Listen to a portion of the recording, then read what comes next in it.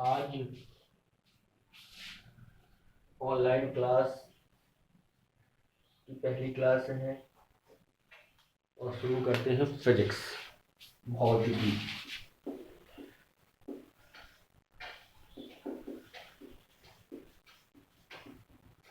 बेटा फिजिक्स आपको पता ही है।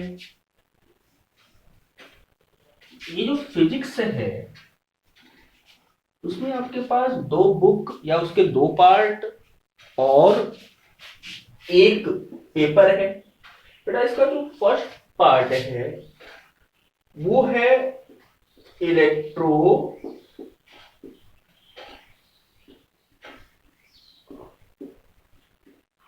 मैग्नेटिज्म। हिंदी में इसको कहा जाता है विद्युत चुंबकत्व। और जो दूसरा पार्ट है वो है ऑप्टिक्स एंड मॉडर्न फिजिक्स। दूसरा पार्ट क्या है? पहला है इलेक्ट्रोमैग्नेटिज्म या विद्युत चुंबकत्व। दूसरा पार्ट है optics and modern physics. Hindi में इसको कहा जाता है प्रकाशिकी एंड आधुनिक भौतिकी।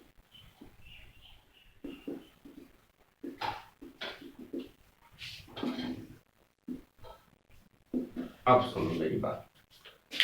बेटा प्रॉब्लम क्या है? प्रॉब्लम यह है कि अभी तक जो आपने 11th में जो कुछ भी पढ़ा है उसमें जो भी चीजें जो भी सिस्टम हुआ करते थे वो सब के सब आपको दिखते थे।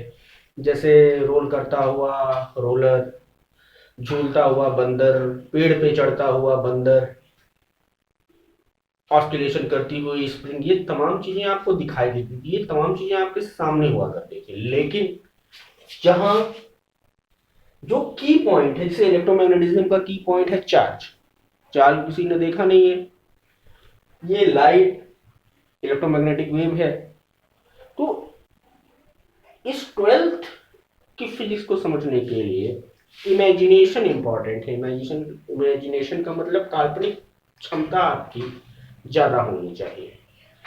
तो पहला पेपर शुरू करते हैं इलेक्ट्रोमैग्नेटिज्म। आसान क्या? हाँ आसान भी है। इलेक्ट्रोमैग्नेटिज्म स्टार्ट करते हैं। सुनो मेरी बात ध्यान से।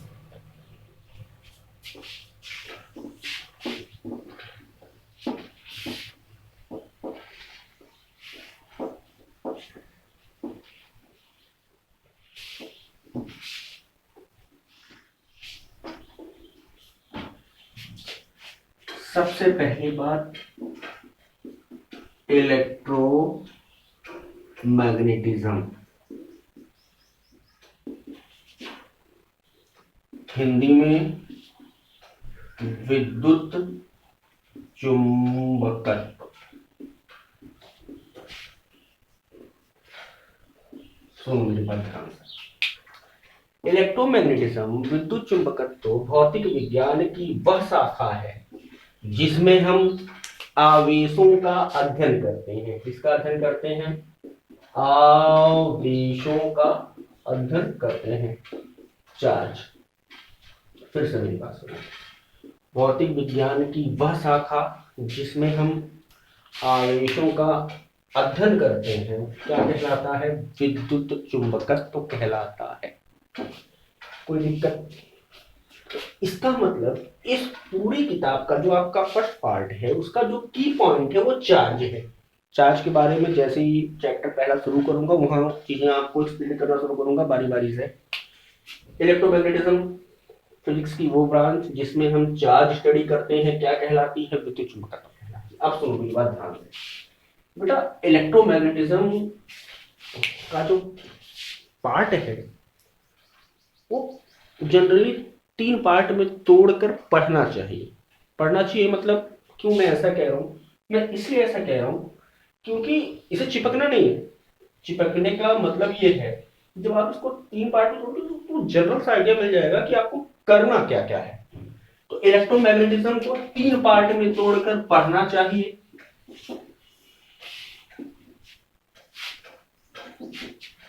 पहला पार्ट है इलेक्ट्रोस्टैटिक्स।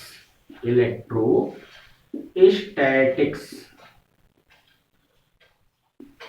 इलेक्ट्रोस्टैटिक्स इसको हिंदी में कहा जाता है स्थिर वैद्युतिकी। दूसरा पार्ट है मैग्नेटिज्म।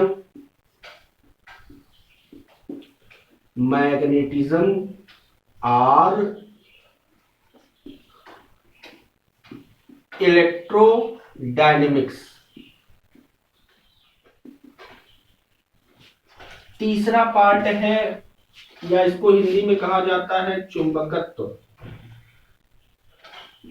या आवेश गतिकी। तीसरा पार्ट है इसका विद्युत चुंबकीय तरंग या इलेक्ट्रोमैग्नेटिक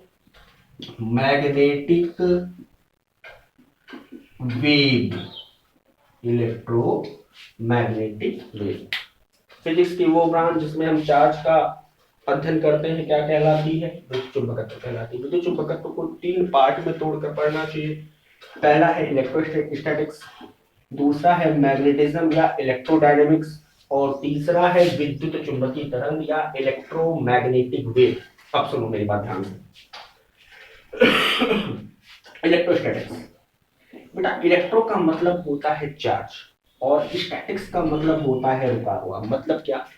फिजिक्स की वो ब्रांच जिसमें हम रुके हुए आवेश या रुके हुए चार्ज का अध्ययन करते हैं क्या कहलाता है? इलेक्ट्रोस्टैटिक्स कहलाता है। फिर से सुनो, विद्युत चुंबकत्व का वह भाग जिसमें हम रुके हुए आवेश का अध्ययन करते हैं क्या कहलाती है? इलेक्ट्रोस्टैटिक्स कहलाती है। दूसरा पार्ट मैग्नेटिज्म या इलेक्ट्रोडायनेमिक्स, मतलब इलेक्ट्रोमैग्नेटिज्म का वह भाग जिसमें हम एक समान वेग से गतिशील आवेश का अध्ययन करते हैं क्या कहलाता है? आवेश कहलाता है। इलेक्ट्रोमैग्नेटिज्म फिजिक्स की वो ब्रांच जिसमें हम एक समान वेग से गतिशील आवेश का अध्ययन करते हैं क्या कहलाती है? मैग्नेटिज्म या इलेक्ट्रोडायनेमिक्स कहलाती है। कोई दिक्कत? यहां तक क्लियर हो गया होगा। तीसरा पार्ट है विद्युत चुंबकीय तरंग।